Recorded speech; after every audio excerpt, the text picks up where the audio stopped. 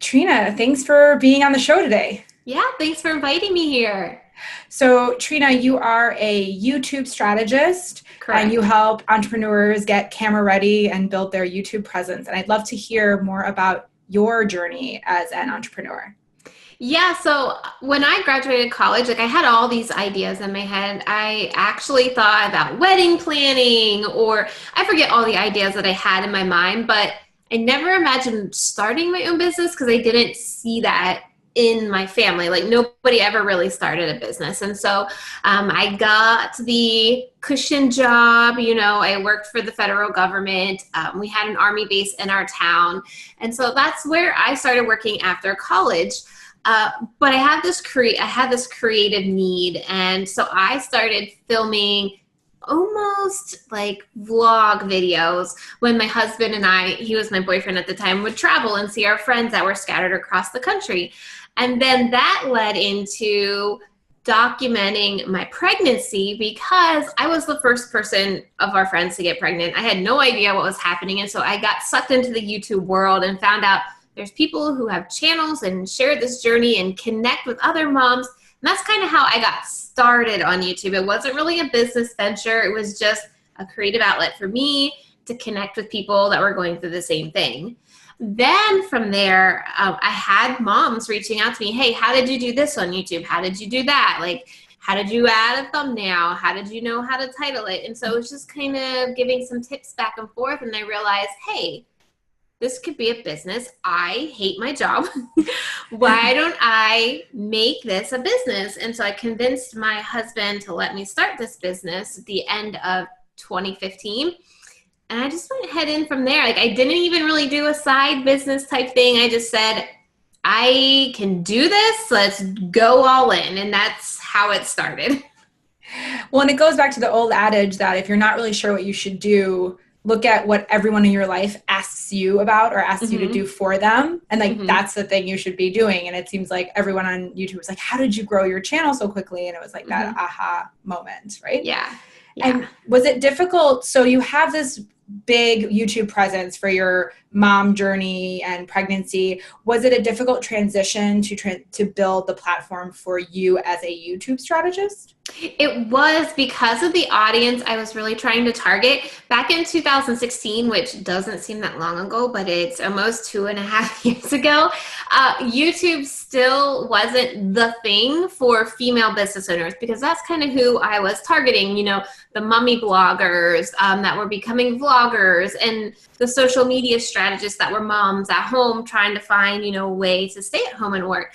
But they hadn't actually bought into YouTube yet, like Facebook and Instagram. It really wasn't seen YouTube as a platform, a social media platform yet. A lot of people don't realize the comment section and the power video has. So it was an uphill battle to convince people to do YouTube because you got the equipment, you got the tech, you have the editing. It just seems like overwhelm and no idea where to get started. So it has, full disclosure, been an uphill battle to convince people that YouTube and video is where business is heading. So what did you see as the kind of aha moment for your audience when things started to click in? Were there specific things that you would teach them or specific shifts that happened in the online marketing world that happened that proved that, okay, YouTube is going to be a thing that I have to pay attention to? Yeah, so more social media platforms are pushing video. I mean, Instagram TV has been a really big aha moment for a lot of people, but the aha moment really comes when my clients and my students start getting consistent on YouTube. So they're posting a video a week, just a video a week, and then they get that first client that says, oh, I found you on YouTube. That's when it all clicks, and that's when they find out how powerful that YouTube is, because this client may have never found them on Facebook or on Instagram or on Google, but that particular person that found them had a pain point. They typed it on Google or on YouTube. Their video showed up and helped them through something, and that instantly got them to know, like, and trust them and wanting to work with them instantly. So that tends to be the aha moment when they get that first client from YouTube. I read a stat recently that reminded me of that 70% of YouTube users are there to help solve a problem that they are there to find that they have a problem they need solved, and they turn to YouTube. So can you speak a little bit about how content on YouTube is different and how it plays into the needs of the audience in a different way than maybe Facebook or Instagram? Yeah, so I see a lot of people trying to repurpose content, and trust me, I'm all for repurposing content. I got lots going on. I want to repurpose, but the problem I see is people taking Facebook or Instagram lives over to YouTube. And what you said, people are on YouTube to get a problem solved. So when you're repurposing Instagram lives or Facebook lives, you're being more chatty, you're being more engaging with your audience, because that's what those platforms like to see, engagement on that video. Whereas YouTube is more like, get what they need and get out, especially if they don't know you yet. There's two types of videos for your strategy on YouTube that I just want to talk about real quick. There's discoverable and community. And that discoverable content are those how-to videos, or those tutorials to walk somebody through a pain point to really build that know, like, and trust factor. So those are the videos that you want to tell people, you know, this is what you're going to learn in this video, and get to it step by step, point by point, so that they can get what they needed and get out. If they like their video, they liked you, they're more likely to watch more and subscribe.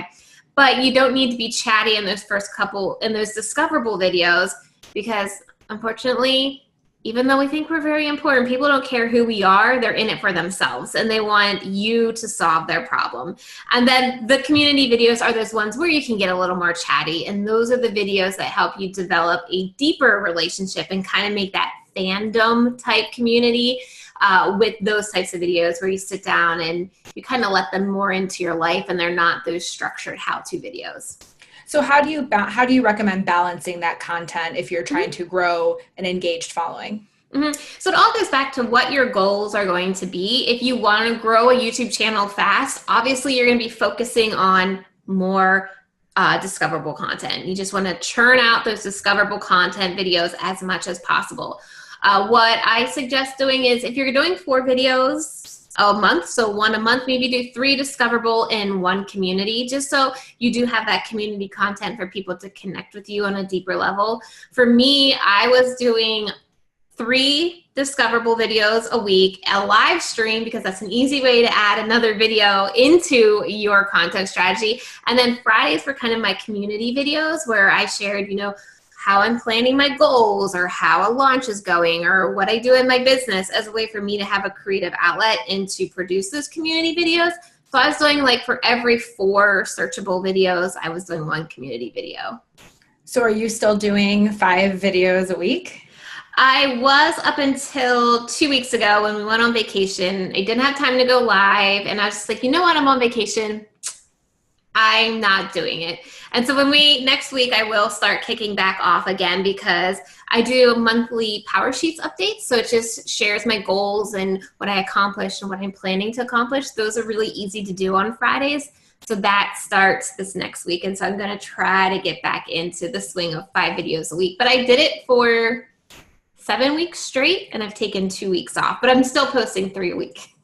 How important is frequency when you're, maybe, like, if you can talk about the importance of frequency when you're just starting out versus when you have a large and engaged following? Yeah, so the YouTube algorithm takes into all these little data points, and it's going to notice how frequently you're posting new content. Because what YouTube wants to promote is creators who are bringing people to the platform, or creators who are making content that people watch. Because in YouTube world, currency is watch time minutes. So the more videos you put out there, the more opportunity you have to accumulate watch time minutes. So if you stay consistent on YouTube, YouTube starts to pick up on this, and you have more chance of being found, because YouTube's going to recommend your videos more. So when getting started on YouTube, it is really important to be consistent, even if it's 1 video a week, just so YouTube can start seeing all those data points that you are uploading new content for people to watch. So that brings me to an interesting thing that I used to do that you were like, no, don't do that, was that at the end of every YouTube video, I had a call to action that would be go sign up for this worksheet or go to my website or basically get off of YouTube. And you were like, don't do that. Can you speak a little bit about why we shouldn't be doing that? Yeah, so YouTube is just like every other platform that we love to hate, like Facebook and Instagram. They want you to stay on that platform because that means they get more ad money. And so when you're starting to send people off every single video, YouTube is like, hey, people are watching this video and they're leaving. Like, I'm not going to recommend this video because I want people to stay on YouTube. So what I suggest doing is do it every couple of videos, I like to think in playlists. This is getting more into the strategy part, but I like to do like a 5-video playlist series. And in that last video, I'll push people to my opt-in so that I've built know, like, and trust with them. I've walked them through a process. Plus, they're much more likely to take action if they are following that video sequence anyways than to say have just found a random video of yours and gone over there. And so while it is important for us to build our business and get those email subscribers, it's also important to understand what each platform likes and how you're going to get them to promote you. So we talked a lot about, growing your channel and how to tell YouTube to keep serving up your videos in search. Can we shift a little bit towards how we are able to build a brand on YouTube? You had mentioned that, people are there to solve a problem. They don't care about you. So how do you make that leap and how do you bring them over to them actually caring about you?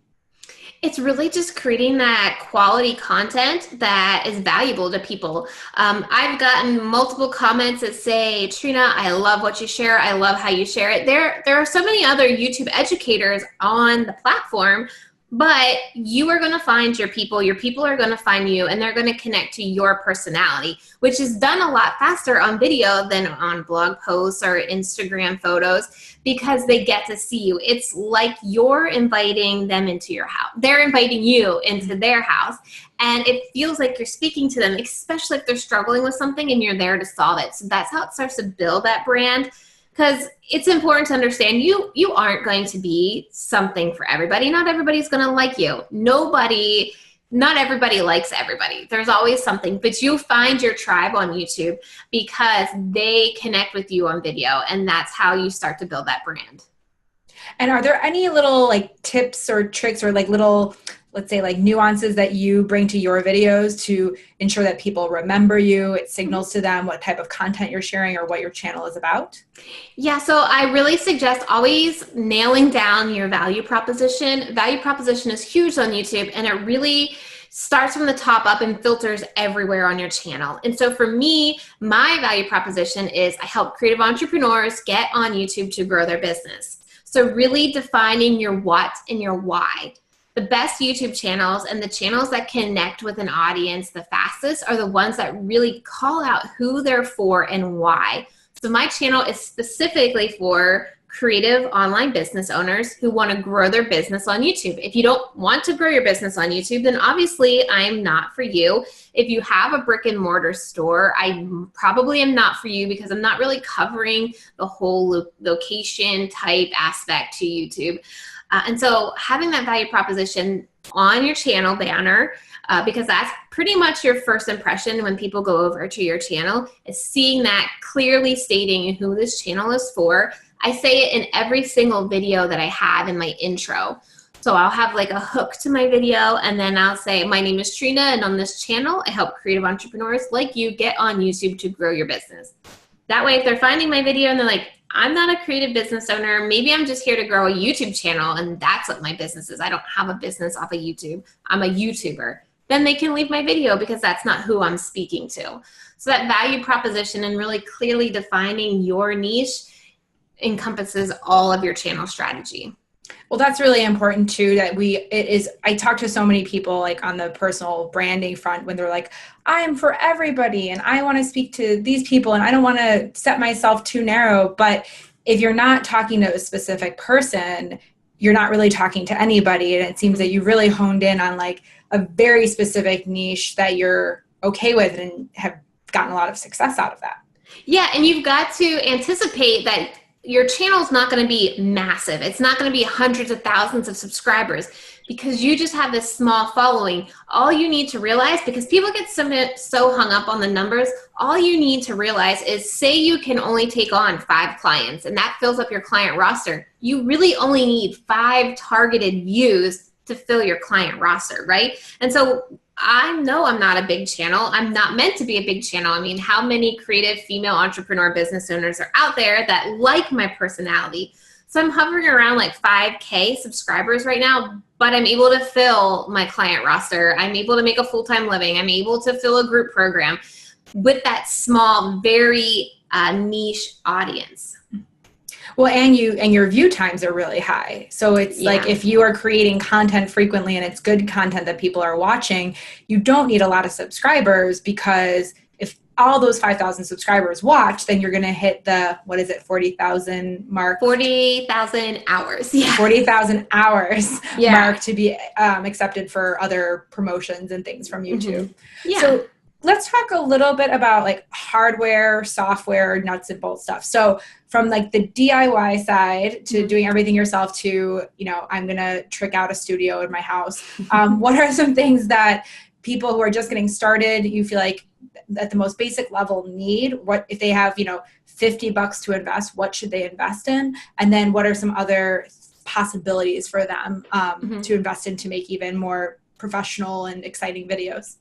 Yeah, so a lot of people, that holds them back, is having the perfect equipment. They think they need a fancy camera and a light kit and everything, but the best lighting is in front of a window. And all you have to do is set your camera in front of a window and get that natural lighting.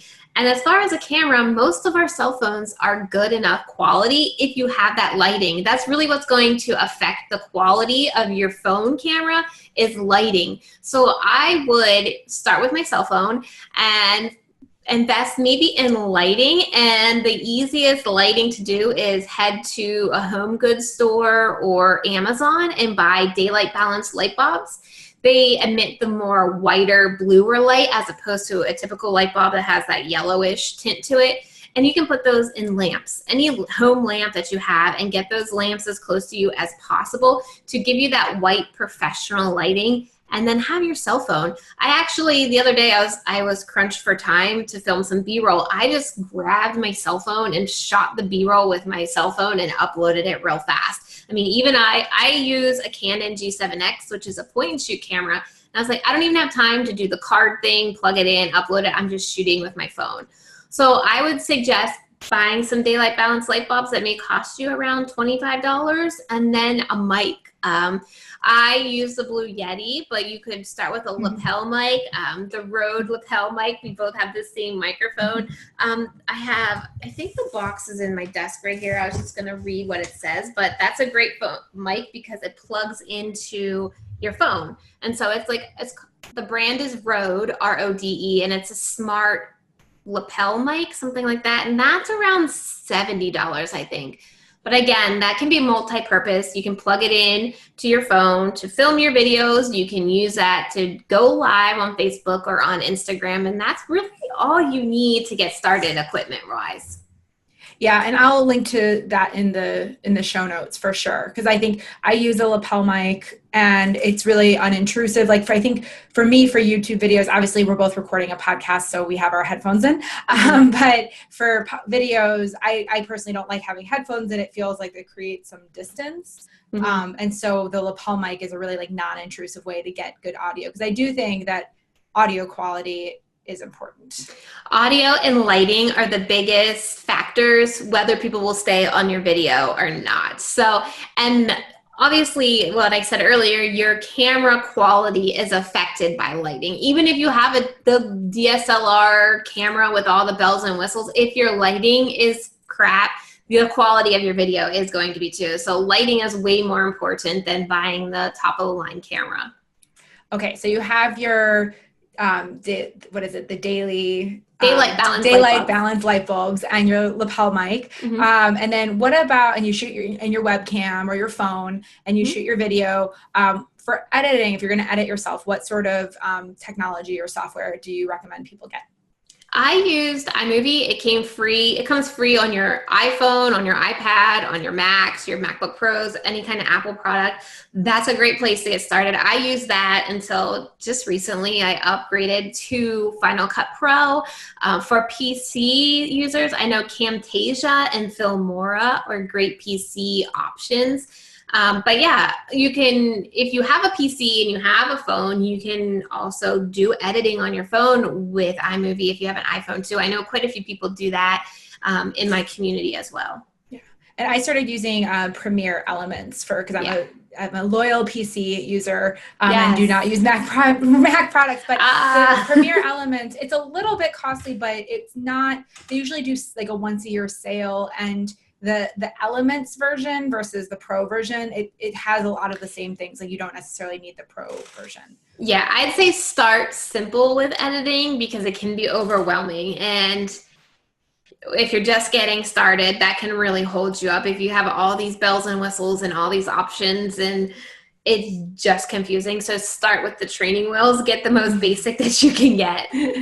I equate it to like the gym, like to go to the gym, you don't really need that much stuff, but people get so caught up in like, oh, I need like my Lululemon workout clothes and my special water bottle and my specific headphones, and oh, I'm going to get this. And they get all the gear and they don't actually use it. And I think sometimes people get really bogged down in the tech, which is why I'm glad that you could share like just the basics of what people may need and some options for people who are on a small budget so they can get on YouTube and not be hindered by like, oh, I don't have a fancy camera or I don't have a fancy mic and light kits and any of that. Yeah. And so talking a little bit about, again, so we have the nuts and bolts of like how to post, when to post, and then how has, in your eyes, YouTube evolved over the past, let's say, 6 months, because so much has changed in that small amount of time. What have you seen? How has it evolved? And what do you foresee as future trends from the platform? Yeah, so YouTube is really coming to play with other platforms.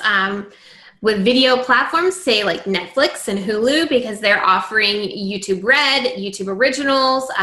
You can now get cable on Netflix. On YouTube. So YouTube is becoming more of a legit platform because a lot of people might still think, oh, YouTube, that's where you find cat videos. So for one, it's becoming more legit as the video go-to, which means people will be already on YouTube a lot more frequently.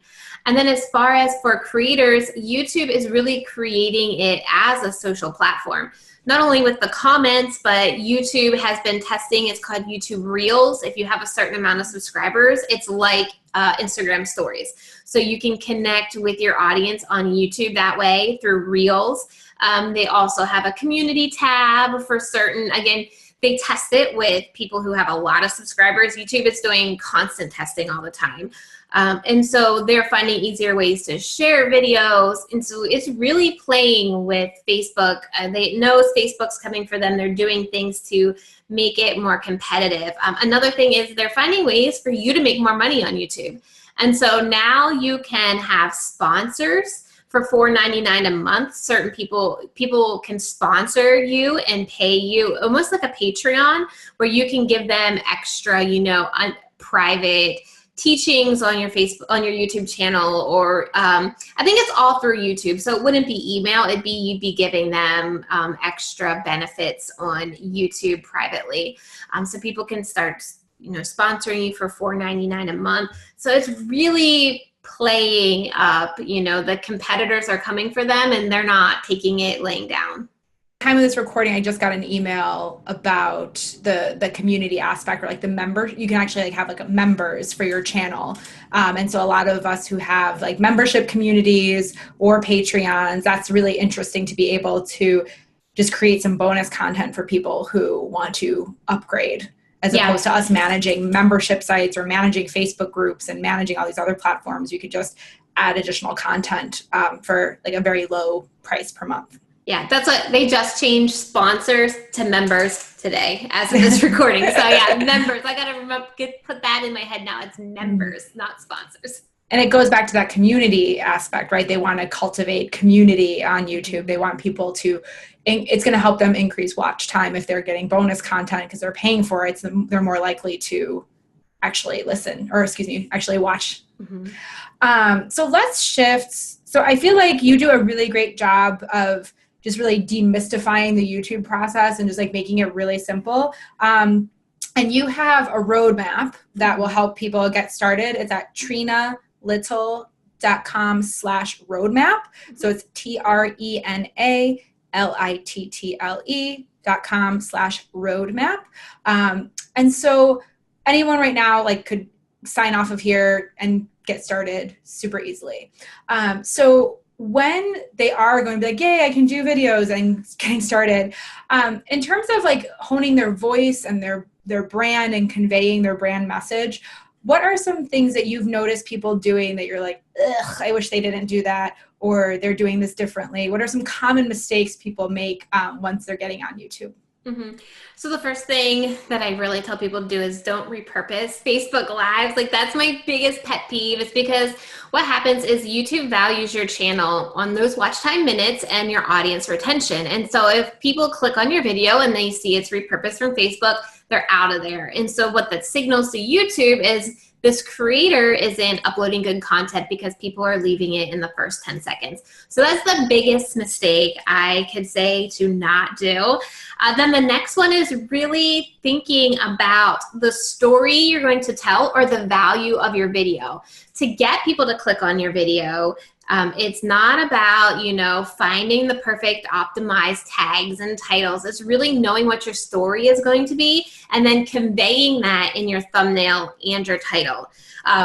Your thumbnail and your title are two separate pieces of real estate for you to pitch your video to get people to click on. So you don't want to repeat the same things in the title as the thumbnail because you wouldn't want the same pieces of real estate pitching the same thing. So what I do is my title and my thumbnail tell a story together. I show some type of emotion or frustration or celebration in the thumbnail. What I do is when I'm searching for a video idea and I'm researching my content, I see what are the thumbnails like that's currently ranking on YouTube. And I'll go through and say, okay, what's standing out to me? What's getting clicks so you can look at the views and what are they doing and what can I do to make mine stand out? A lot of the times it might just be changing up your facial expressions or maybe grabbing some kind of prop if you're talking about something specific, or maybe just adding, logos into that thumbnail of a tool you're talking about. But you really need to think through that thumbnail because that is prime real estate. That is how people are going to click on it. And then it's really important to think about your title before you even film a video. A lot of the times the biggest mistake I see people do is they film this video and they're like, okay, ready to put it up to YouTube. Now it's time for me to optimize it. It's really important to optimize it first before you shoot it because you need to find those phrases and the way people are searching it on YouTube to really craft your content around that phrase. It may just be a couple different words that people may be typing on YouTube as opposed to what you think your audience wants that could really affect the success of your video. And so I like to have everything done before I film, and that's crafting that title and having that thumbnail in mind before I even shoot my video. That's really crucial. And a lot of the stuff, it doesn't have to be, again, fancy, keyword reports or anything like that. You can just type in like a Google search, a YouTube search of, I did a recent playlist of networking videos. So I just typed in networking and it was like, how to get better at networking. There was one that I was going to film that was like how to improve group or how to handle group networking events or how to succeed at group networking events. And then when I started typing in, the biggest search was how to network at a conference, which is a group networking event. So we tweaked that a little bit and that makes it more discoverable. So you can just give the people what they want, like what they're already searching for. Yeah, add those emotional words in it too. Like go to CoScheduler and really rank your title. Adding those emotional words or the word you really calls out to people and gets clicks too. So not just writing how to start a YouTube channel. I'll think, okay, what can I do to jazz this up? So how to start a YouTube channel for your business in 2018, or how to successfully start a YouTube channel in 2018, because years also can help you. People want something more recent. So if yours has a 2018 on it, that may stand out more on search as well to get more clicks. Yeah. You just have to update it every year. Yeah. Or make a new video. So for the last little bit, I'd love to shift off of YouTube briefly, just talk about you as an entrepreneur. And so a lot of the things we talk about on the podcast, we talk a lot about productivity. And I know that you have a lot of things that you do that, you know, increase your productivity, ensure you're accomplishing your goals. Can you speak a little bit about how you organize your daily, weekly, monthly calendars? Yeah, so one of the tools that I do use is Laura Casey's Power Sheets. I wasn't a goal person ever. I never really had goals. I just was not a goal person. And then I got into this online world and people are talking about, oh, my goals for this month or my goals for that quarter. And I was like, oh, I should look into this. And so last year was my first year with it. And I actually saw progress by setting goals and actually tracking them. So that's one thing I do at the beginning of every month. I sit down, I write down what I want to accomplish this month. And I then tape that onto the wall beside my desk to keep me reminded of what my goals are so I don't get squirrel syndrome. Because I've got, at any one point in time, 100 ideas in my head that I could easily start all 100 but never finish any. So it just keeps me on my goal. And then one of the biggest things that helps me stay productive is batching. This may be brand new to some people. This may be familiar to some people, but I like to do tasks in like blocks. So if it's a research day for me on YouTube videos, I will spend like half a day researching all my YouTube videos. So titles, thumbnails, and getting that all organized. And the reason why I do this is I'm gearing it all up to film. And this is how I stay consistent on YouTube is I will have one filming day a month and I will film 12 to 15 videos in that one day. Now it's exhausting. And at the end of the day, you're tired, but that keeps me consistent. I have all that video content done. I have the equipment set up. I have my hair and makeup done. And it keeps me in a zone to keep me more productive because it takes so much time to go in video mode and then go in editing mode and then go in upload mode. If you can just go one mode at a time. Today is about filming. You get up, play that, you know, motivation playlist as you're getting ready. I don't have kids in the house that day, so I know I won't be distracted, and just belt them out and do any tasks you can in batches. Just really has helped productivity. Well, and I think also, you know, if you're using, like you said, you use your same tagline in every video. So like if you're recording video after video, you have that tagline, chances are you're shooting more effectively, like you're not needing as many takes.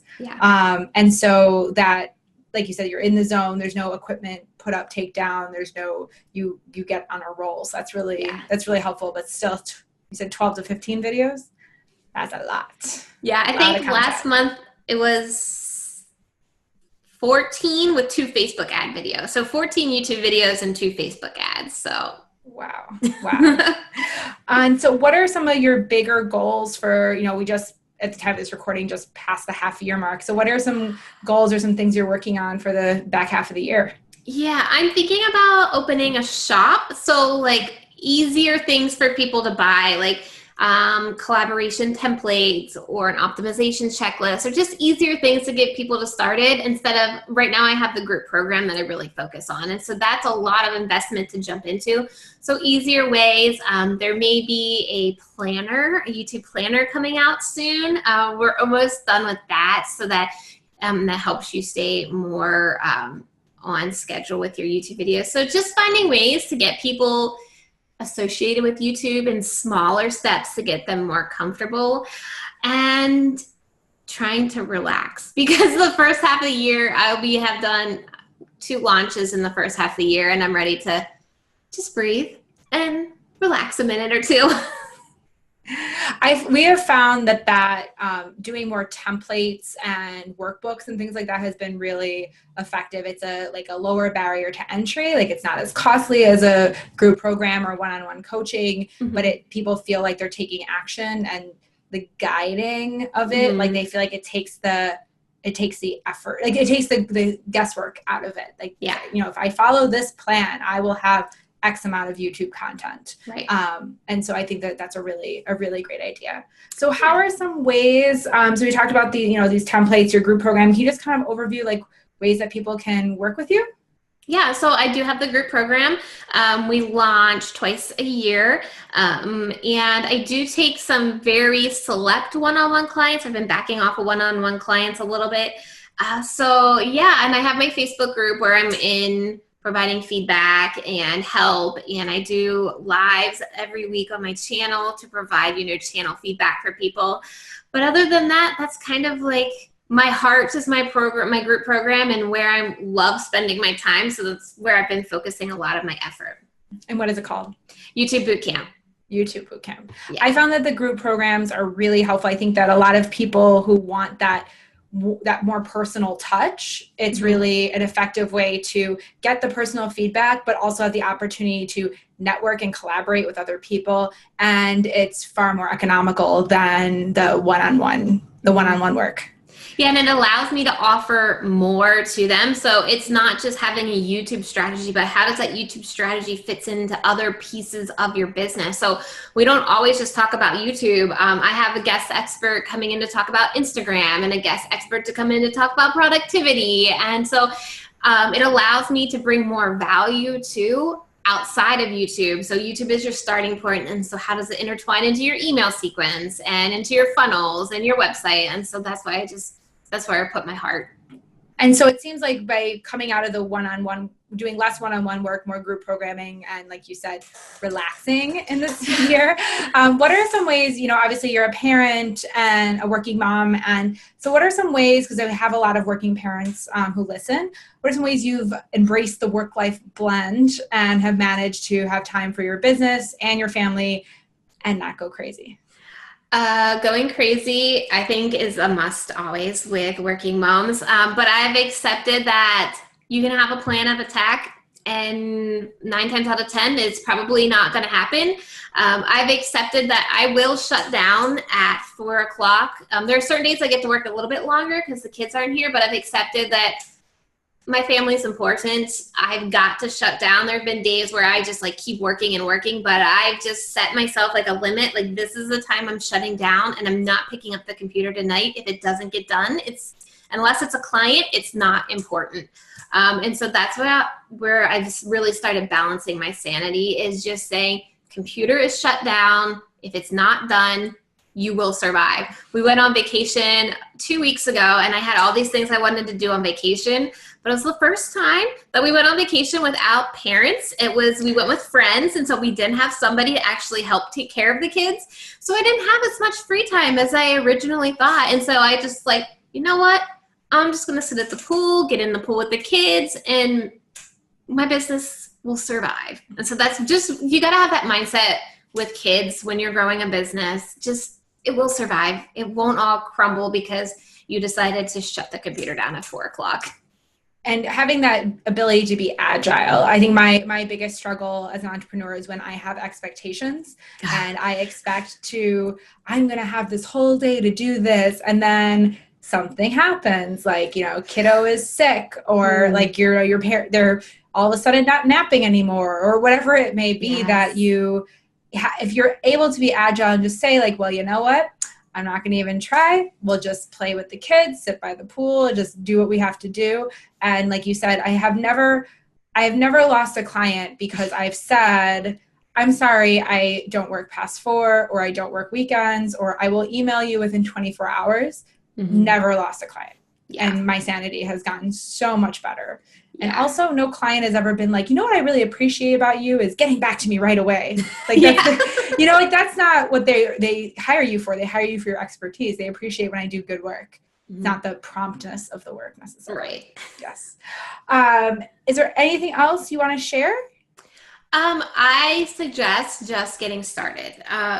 Your videos, your first ones are not going to be good. Trust me. I tell people all the time, go look at my very first business channel videos.